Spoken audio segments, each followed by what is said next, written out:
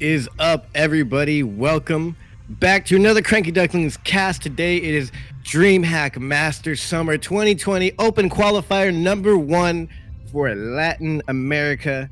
Welcome, welcome everyone. And I'm here today with Light VIP. I'm Yodaslim. What up, Light? How's it going?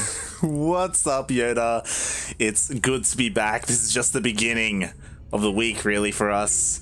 Yeah. This is qualifier. Feels like we're like a week in already, but it's just the start. Yeah, I mean, we're a week in, but DreamHack is only just starting. We're, qualifier #1, and I'm excited. I'm so excited. Yeah. This is exactly as good as I expected it to be as far as the bracket. Mm-hmm. Everything I could hope for and more. And so, as usual, we're gonna get straight into it. We picked this specific opponent because this guy here in the bottom left-hand corner is good, and his next opponent is crazy. I'll find about that later. But down here in the bottom left-hand corner, he is playing for Alpha X. If you don't know this man, you don't know anything about the Latin American scene. It is the best Protoss possibly out of all Latin America. It is Pacomike.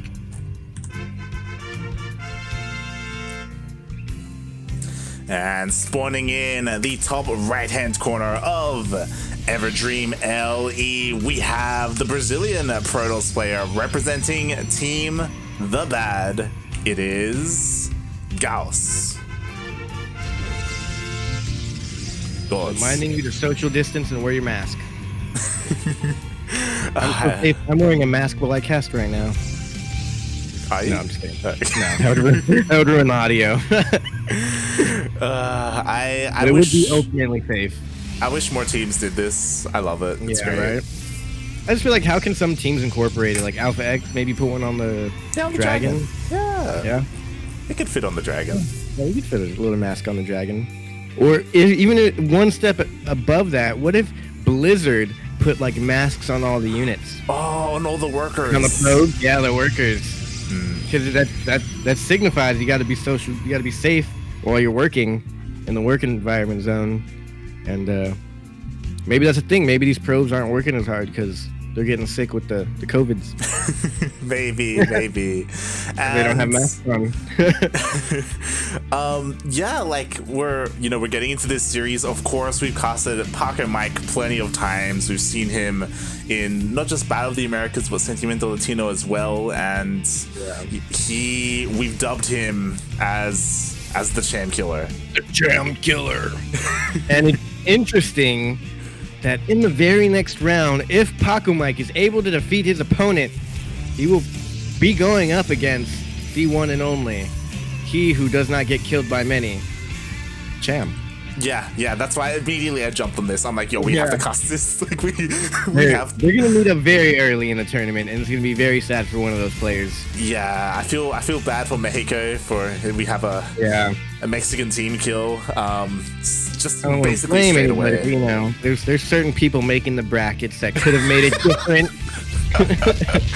Sinistro, we're looking at you. We know Sinistro, by the way. I believe he's Brazilian. He's a Brazilian admin, so I don't know, a little bit of favoritism going on maybe, there. Maybe, yeah.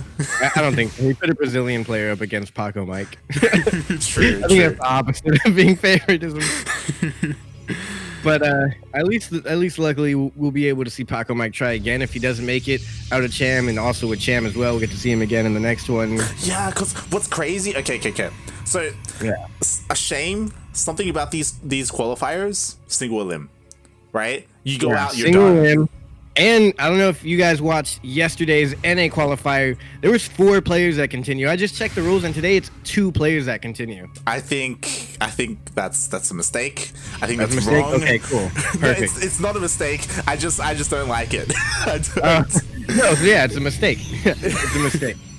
Only 2 players. But it's a mistake. Yeah, 2 players advanced. That's crazy, especially for a scene like Latin America. Like, come on. Yeah, I was gonna say, especially for such a big scene in general, just the fact that there's so many players. Mm-hmm. They give more seating to America, NA, that has like 4 good players. No offense to my fellow Americans. We have 4 good players, and then the Europeans, TLO and Namshar. Like, yeah, European qualified in the NA. Is that why NA gets 4? Because there's no Europeans in the Latin American? I don't know. Maybe that's but why. Gauss, They give leeway for the Europeans. Yeah, and he's being pretty aggressive right now. We already have a bunch of adepts here. Ooh, nice block there with the pylon. Yeah, that was a nice block. Yeah, he did some damage there, but he can't take out all these stalkers. Yeah. Ooh, even the Oracle coming in now. I feel like you don't see that often. Oracle and PvP. Yeah, it was odd. He did go for a Stargate opener, not a Twilight Council opener, and yeah, it's just chipping away. And his opponent sees it now. I haven't seen Pacomike. He didn't. Oh yeah, last week we didn't do the Battle of America, so we haven't seen Pacomike in like 2 weeks here. Yeah, we did end up taking that weekend off, unfortunately, so we couldn't cover everything. It'd be great if we could like duplicate ourselves and cast multiple things at once. Cast multiple things at once, yeah. But we've casted these players enough. If you guys haven't seen, there's a little write-up on these players. Do you have it linked in the chat? Oh, I do not. I hope Kuro is listening and will link in the chat. That'd be great. Yeah, but regardless, we'll put it up eventually. But you can also check CranKy Ducklings Twitter. There's a nice write-up Light did, and Kuro helped with the formatting, right? Yeah, formatting and editing, yeah. And editing, yeah. So that's a nice little write-up on the players that you'll see here in this tournament tonight. Yeah. I had to go read it. I read it in Spanish, and it was very hard to understand. Luckily, it was translated in English as well, and I could understand it. Yeah, that was a good write. Good on you, Light. That was a nice one. Thank you. I went for a different theme because if you read the Spanish one, all the Spanish casters and the admins, they were kind of very formal about it. They're like, yeah, they're just like, he's a good opponent and he has been playing straight and narrow since 2003. Yeah, and I'm like, and Light comes in with like a video of Jim Rising doing the freaking turkey dance. I had to incorporate the dance somehow, so I'm like, I need this to happen. I'm gonna call him a chicken. Like, it's gonna work. It's great. I didn't see it, and then I saw, like, I hadn't seen that before, but that was a great video. I need to go check it out. Yep. The English version on CranKy Duckling stream. Kuro might post it if she's still awake. Yeah. We'll see, but there is a game going on here, and it's actually been kind of like semi-passive, passive-aggressive, if you will.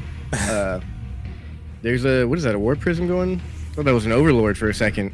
Yeah. I mean, these guys, they like, he is on team the bad. He's respecting the social distancing, right? They're staying apart. For That's now. what they're all about. For now, so it gets up in his face. But yeah, like, speaking a little bit about Gauss, like, he is on team the bad, which is a prominent Brazilian team. They have, I think they have the Zerg Lord as well in there. And yeah, they do. Yeah, he isn't like a big notable player like the Zerg Lord or like Terran, but he's Masters 1, like he's good. And in a PvP, anything could happen. I was expecting like a proxy straight up, but no, he's. What sucks in StarCraft? If you're Masters 1, which is like the top 5%, you're good. You're good. Yeah, I mean, it's a tough ask when you're up against the best Protoss in Latin America, right? Oh my god, yeah, exactly. That is hilarious. Stimmel said Chile alone should have 4 qualifying spots. I agree. It should be 2 from Europe and 2 from Korea, if anything. And then like 6 from each region of Latin America. Yeah, and Pacomike really don't do any damage here. Yeah, they're doing a lot of damage, and Pacomike, he was a little bit out of position, and he doesn't have the army really to contend with this. Like, he was very greedy. Gauss has a huge army, but I guess the splash damage doesn't work, so it just took so long to kill that Nexus. Yeah. I feel like that should have gone down in like 3 shots. But his army's still too big to engage. Yeah. And that's I would one like of to see Gauss engage when this stasis ward wears off. I would like to see that as well. And that's the hard thing about like a mirror matchup where Pacomike was a little more greedy and oh, he's crazy. He actually went for it. That was great. I think he can just win right here. Oh, what about the stasis ward though? Like, if he gets all the zealots. Oh my god, did he see it, or was that just luck? I think that may have been by chance. But now as the game progresses, like, there's a shield battery overcharge is a thing as well, and Pacomike is just getting more and more warp-ins, so he should be able to defend his natural at least. Yeah, thank you, Kuro. She threw that link in there real quick. Nice. But yeah, this is actually a good drop here, getting a good amount of workers, and he's gonna warp in some zealots. Yeah. Is he really gonna bring his whole army home for this? He's going home. I don't. A recall at least, right? Like, oh, there you go. He got stuck in the Oh, middle. stasis ward. Oh, I thought I thought he was in the midst of a recall, and the units were like about to disappear. Oh my god, that was great. He's still stuck. He doesn't notice. Oh no. Oh my god. Where's his eyes at right now? What is he doing? I think he was warping in defensively. Yeah, in the main base. I'm looking at his screen right now really quick. I was looking at his vision. He was literally just looking at his main base because that's where the Archons went into. And oh my god, like this is why we say Pacomike is the best Protoss coming out of Latin America, possibly even America. I don't know. I'd like to see a Pacomike Neeb thing go on there. Oh yeah, or Nina as well. Nina, oh my god, Nina's scary. Yeah. Yeah, and he's gonna get it. He's gonna get it. He has so much shield. Yeah, I don't know why he's moving. Oh, the surface area, but yeah, he had so much shield on that thing. He got one DT out, I think, on the other side of the map. Oh my god. This is why we say Pacomike's the best. He had the inferior army and somehow put everything in place. Stasis wards, an Archon drop, a Zealot warp, and a Stasis ward in the middle of the map, stopping the entire army, then going into the natural, then into the main, and into the third. I think he also cleared the entire third base as well. Yeah, like there's just nothing there at the third, and like that's a minute ago. like it was looking good for Gauss. Like you know, he killed the third. He had a massive army, but that one Warp Prism move by Pacomike just completely threw him off and just changed the entire pace of the game. Yeah, that just changed everything. If you would have asked me 5 seconds ago, I would have said Pacomike was close to dead in the water. Yeah, it was really looking like there was no comeback. Mm-hmm. And just I don't know that, what it is, man, but I feel like we're at a state in StarCraft where comebacks are like a real thing. Yeah. Like back in the day when someone was this far down, you're just like, okay, you're dead. Nothing you can do. Well, unless you just vastly outstyle your opponent, which I guess Pacomike kind of did here. Yeah, I mean, there were a lot of little things, right? Like that stasis in the middle of the map bought so much time. Like, Jesus Christ. That was freaking ridiculous. Oh my god. Alright, here comes round 2. Like, can he break him now? He doesn't have any immortals with this army. Yeah. And also, DTs are here for Pacomike now. Yeah. And there's no vision here for Gauss, so... Exactly, like... Yeah, he could kill this army. He might even get the base, but there's no vision and nothing to stop these... Yeah, he sees the DT. Oh, there's his vision. Yeah, it's coming in now. But it's not enough. There's too many immortals here. Yeah. Every time he turns around to shoot, he's going to lose an immortal. Alright, he's going to run home. Yeah. And as that happens, not run by take out a third base. Yeah. I think it's man with Coffin. Again, like Pacomike's on top of his Warp Prism. Oh my god. Warping into the natural. Look at the Warp Prism. How is that alive? 56 health. God, GG. The offensive G. Wow. That's usually an accident, not an offensive G. I'm so mad. I'm just gonna say good. I'm not even gonna add the game. G, as he said, Pacomike takes G. game number 1. God darn it. Yeah, that was an eventful game number 1. And what a way to start, other than a PvP in Latin America. I love it. I'm here for it. Mm-hmm. And yeah, when it comes to Protosses, like there are Protosses, don't get me wrong, but Pacomike is the best. Like despite that though, Gauss, he looked good, and I've honestly never seen him play in any of these online tournaments. So yeah, give Pacomike a run for his money. Yeah, that's pretty interesting. I wouldn't expect that from a player. Like I like to think that I'm very familiar with the Latin American scene, and here comes a player from Brazil with a clan that's familiar that I don't know, and he almost beat Pacomike. I don't know what's what anymore. Yeah. It's a Chilean player that came out of nowhere and beat everyone I didn't expect. Well, that's what I was gonna say, right? Like when we talk about the Protosses in Latin America, it used to be, right? Well, it was until very recently Pacomike, but now with Darkness coming back, like, you know, who's better, right? Like if he worked his way through all the Chileans, all the other Chilean Protosses, like, I don't know. He is the best Chilean player, period. Just in a matter of coming. I think he said he came back a week ago. Yeah. And he's the best player in Chile, so who's to say how he does against other players? Maybe Chile, with him coming back, is now the region to look out for. But nonetheless, we are here in the top right-hand corner, representing Mexico, Alpha X, and all things Latin American Protoss. It is none other than Pacomike.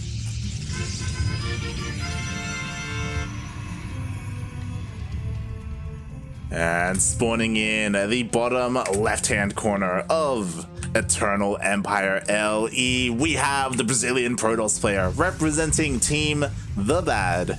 It is Gauss.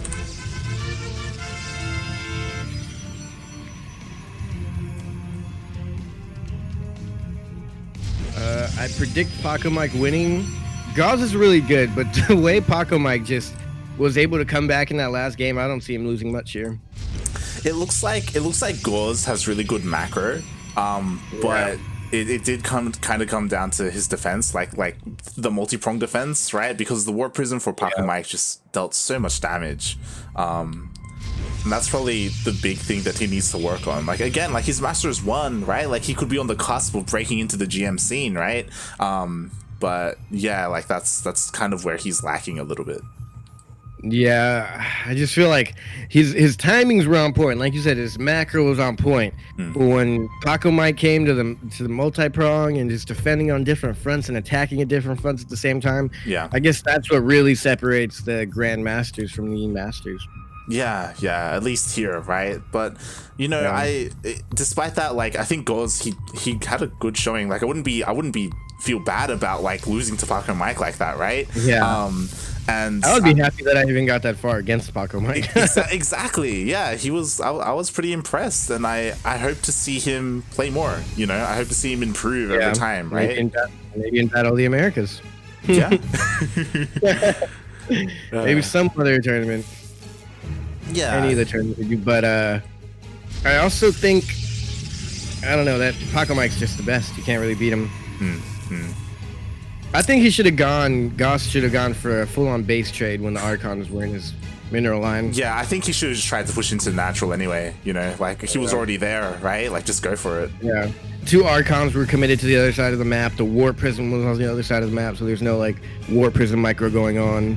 All he has is Warpins right then and there, and should have just gone for the punch. He had the bigger army without the Archons being taken away from that by Pacomike. Then Pacomike left the 2 Archons. The army was just invincible. Exactly. So we'll see if how he changes things. I mean, this is Eternal Empire. We could see a longer PvP. Hopefully not too long. Yeah, we've seen long ones on this map before. I'm getting flashbacks. I've got PTSD. I'm like, this map does kind of scare me a little bit now. Anytime I see this map on the queue, I'm just like, oh god. I hope it's good. Yeah. I hope it's not an hour-long me versus Gung Fu Banda tournament. It's it could happen. It could happen.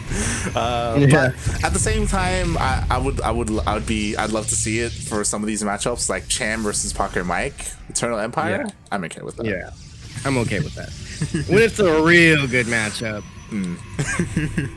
Even I was excited to cast Neeb and Gung Fu Banda, and that was not a good time. It also didn't end very well. I remember looking at the clip, looking at how it ended, and that was the worst part. Yeah, it just hit that hour mark, and then Gung Fu Banda was like, you know what, let's just do this, and then they just A-move into each other, you know. And I think Gung Fu Banda could have won that a couple times, but that was a long time ago. But for those of you who didn't see it, there's a VOD somewhere. You got to look for it. But Gung Fu Banda and Neeb played an hour-long series on this. Right when it hit the hour-long mark, they were both all maxed out air sky toss with a couple of ground units, and then they just smashed into each other, and somehow Neeb won. And that was the end. It was like a quick, we waited an hour for one big epic battle, and I think Gung Fu Banda just kind of slowly died. But in a fast way. Yeah, it was where I think Gung Fu Panda had the advantage a lot of the time, but in the end, Neeb was actually microing the army. Like it felt like Gung Fu Panda was like, you know what, let's just end this. It's been too long.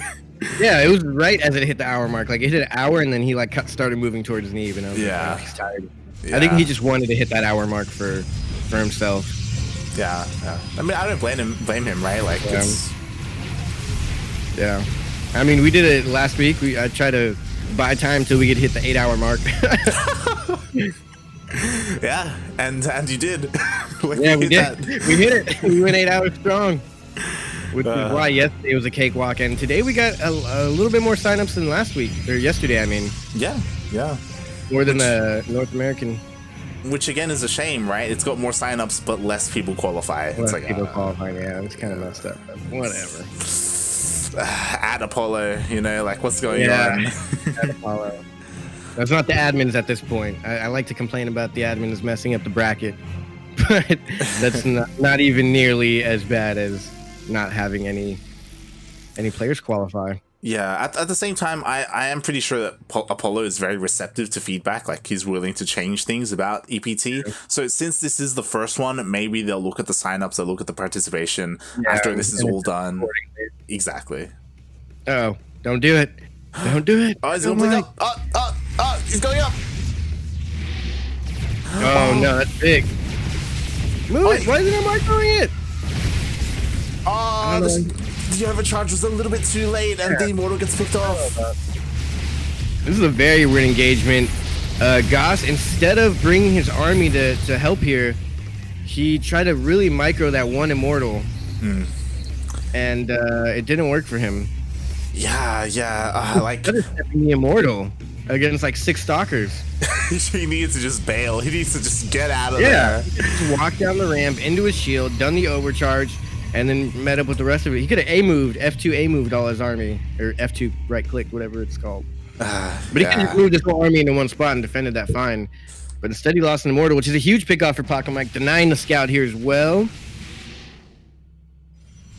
Yeah. And now Gus is like, oh, there's 4 Stalkers here. I'll go down this ramp, and then bam, there's 6, which he still wins, but he can win. And I mean, Pacomike does have blinks, like he just picks off a unit, gets out, and behind this, he denied the scout, and that scout was so important because there is a Dark Shrine on the way. And a gateway explosion. Extravaganza. Did you throw him 6 at one time? Oh, yeah. The madman. How do you even save up that much money? Everything down. That's the thing when you're a Protoss player, right? Like, am I like you think I'm banking a bunch of minerals? No. No. I just want all my gates to come out at the exact same time. Now this isn't the best trade if he keeps blinking though. Yeah, that's nice. Gauss, he's trading relatively well. Oh yeah, catches a couple more Stalkers as well. Yeah. Pacomike should know this and be a little bit more cautious with his blinks. Yeah. But again, like Pacomike, he is like keeping the battle here outside the main base. Like he's buying time. He needs to go to that Zelnaga tower and see if the army's nowhere near. Yeah, I'm not too sure if he saw this. So once again, oh my god, that's a lot of Zealots. Yeah, he's going for it. He's going for the third base. Oh geez, Pacomike has so many Zealots. I think that's a good call. There's only like 2 Archons and 1 Immortal. Oh, never mind. There's 4 Archons. But still, I think the Zealots should be able to do good against this. Oh, he's gonna get the one. Oh no! Oh, they got in. Okay, that was bad, but not the worst possible scenario. He needs to micro his Zealots if he wants to stay alive, which is interesting. With the Archons, I think Gauss may just have enough. Wow. Yeah, those extra Archons morphed and really helped him. Yeah, and the shield batteries all just finished up. We have 3 here. We have an overcharge as well. No vision though, 4 Gauss, and there's DTs here. Yeah, and I think, with the DTs, Pacomike has this. Pacomike's so sick. Wow. I did not expect him to win that at all. Yeah. Again, like Gauss, he's got the macro, he comes out with a massive army, but like little things, like defensive DTs, just completely... Yeah. No vision there. I think his vision got taken out by Pacomike. I'm not sure if he just never got it. Yeah, I mean, it's possible that he just didn't have any. I mean, Pacomike does have his own observer, so if he moved, like it could have been sniped for Gauss. Oh, he did lose. Gauss did lose 1 observer. Yeah. So I guess he had it. Pacomike sniped it, knowing that he had DTs because he's just a freaking animal, and he was able to kill the vision. Those DTs saved his life. Yeah, and I feel even like then, I thought he was gonna kill everything besides the DTs, but he kept some shit alive after that, like a couple Zealots and Stalkers too. Yeah, well, like, it all just lined up because towards the end of that fight, the 3 shield batteries finally finished up, and that helped Pacomike keep everything alive. Yeah, he's a madman. This is what Gauss needs. He needs to do run bys, but he doesn't have Zealot legs, so... Does he? It didn't look like it. I think he does, but... Yeah, he does. Yeah, that's just... They ran a little bit there at the end. I think he, like, right-clicked him and then A-moved once they were already in the mineral line, and this is not the best engagement for Pacomike. He just does not blinking for some reason. Yeah, he already it was on cooldown because he blinked. He blinked and the Chargers chased him all the way after the blink. Yeah, that's not what you want. You want them to engage and then you blink. Yeah. Unfortunate, but you got to take that hit. You got to take it on the chin. Oh my god! But at the same time, the Archon drop again. Oh wait, this is Stalkers. This is Archons and Zealots actually. Yeah, I guess that's his move here is 2 Archons and Morphin Zealots. Yeah, and then the War Prism like DTs in the main. Oh, that's so rough. It is really hard as a Protoss to get vision, but I feel like against another Protoss, you should be prepared. Yeah, I mean, unpower the robotics facility. He's just focusing it down, and he's gonna get it before the observer comes out. Yeah, and that's gonna be pretty much game. He has 1 observer somewhere on the map, I think. Oh, it's gonna take some time to fly all the way over. There it is on its way, but the War Prism, get out of there. Disruptors, I think. Yeah, we've got a robotic spay on the way for Pacomike, which I don't even know if he needs it really, and yeah, Gauss, he again, this is the story of the series where he comes out like with these strong pushes, but like this the harass, the War Prism just dealt so much damage. Yeah.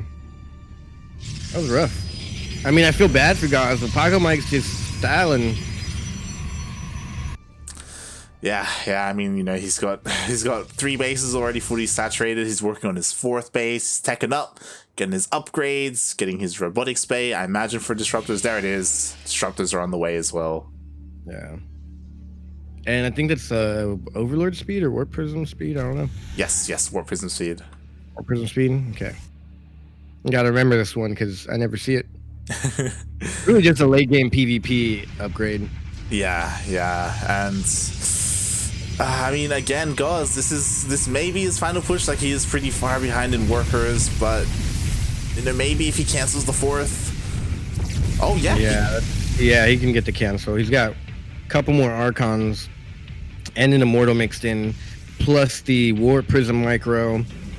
It's just not a fight Pacomike can win. Yeah. So Gauss, he continues to stay in this game. Like, denying the 4th base allows like the economies to stay relatively similar. But again, he's behind in tech. Like, there's already disruptors. He's only just now working on his own robotic space. So it's +3. Jesus Christ! I didn't even see him get +3 already. Yeah, like Pacomike's just been using his advantage for his tech, for his upgrades, and Gauss, you know, he's getting his 4th, but it is a little bit late. Yeah, it's very interesting here. It looks like Gauss is in a good position, but I just keep telling myself he's playing Pacomike though. Pacomike's gonna do something crazy like God. That right there. He did more DTs than he can fit in the War Prison that has no help. Oh God. Here we go. Like when you're a player like against Pacomike and you see DTs, I would put cannons in every base. Yeah. 10, I mean, instantly 10 died. And the base is gonna die. Like, Pacomike isn't even playing against DTs, and he has cannons in his main. Like, yeah, look at that. He has cannons for no reason. Yeah. You would think Gauss would try and get cannons, but maybe he's trying to like make up for the minerals by not getting cannons. I don't know. Yeah, I mean, that's always something that you want to do in StarCraft. You want to cut as many corners as you can to like get an advantage, but sometimes it doesn't work out, right? Like, he has a cannon in his 3rd, didn't have one in his natural, and in the end, that's where he needed it. And yeah, here we go. Pacomike, he's pushing out. Yeah. And Pacomike is playing amazing so far today. Or whoever asked in the chat, someone asked how Chan was playing. Disruptor versus Disruptor. It's like that Spider-Man meme, but instead of pointing at each other, they're shooting Purification Novas at each other. Yeah. Somebody needs to make that, 2 Purification Novas looking at each other. This guy has so many Archons, but he does not have any Zealots. I think the Stalkers here for Pacomike, they can just blink on anything and tank shots from whatever's coming his way. Yeah, I mean, Gauss, he I think lost he some. blink on the those explosion balls. Yeah. I mean, Gauss, he lost the majority of his zealots to the first disruptor hit. It like killed like almost all of them. So now Pacomike is pushing in. He's almost maxed out, and oh god. Unfortunately, Gauss just doesn't have any money to make another army. Oh, he's got 2 right there. Oh my god, this is bad. All right, I think that's the last one for Pacomike. So they're all on cooldown. This is the opportunity for Gauss, but oh god, Pacomike is just retreating into the main. If Pacomike has a War Prism, it's game over. I don't think he does, but he has so much cash banked up. Over 2,000 in the bank. Oh my god. And, GG, well played. Gauss, I'm sorry, but you were seated this way against the Cham Killer in game number 1, and you didn't make it. Pacomike, though, as we pretty much expected, was able to continue on. Ryu, just getting updates. Ryu 2-0'd versus Abdal. Shelby, question mark? Yeah, Shelby, he's I believe. Shelby, yeah. Yeah, we know him. Yeah, Shelby's down here.